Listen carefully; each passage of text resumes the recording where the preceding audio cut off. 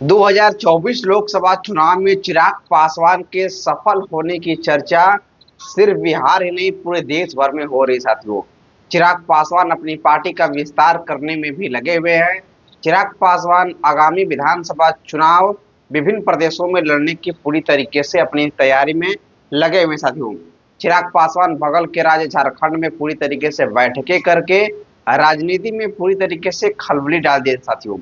चिराग पासवान की पार्टी को पुनः तोड़ने का एक बार फिर से प्रयास रचा जा रहा है।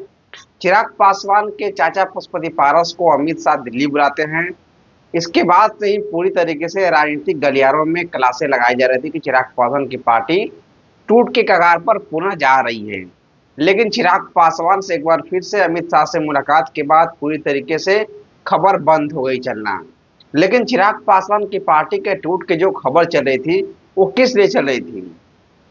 कौन थे वो सांसद जो चिराग पासवान से अलग होना चाह रहे थे? कौन थे वो सांसद जो भारतीय जनता पार्टी के संपर्क में थे?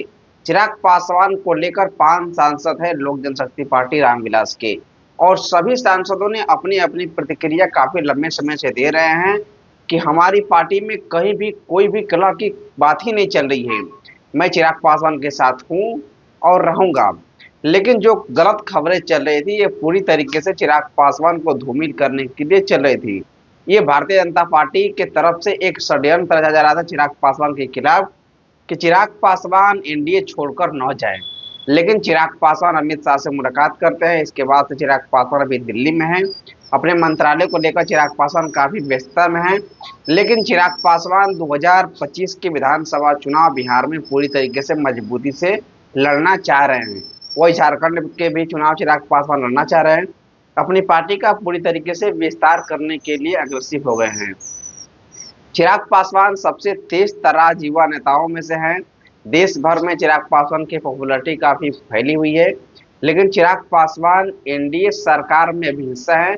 लेकिन आगामी विधानसभा चुनाव को देखते हुए चिराग पासवान की जो तैयारियां हो रही है वो चिराग पासवान को अगर एनडीए सीएम कैंडिडेट घोषित करता है तो कहीं ना कहीं चिराग पासवान पूरी तरीके से बिहार में एक सफल नेता के तौर पे उभर जाएंगे साथियों।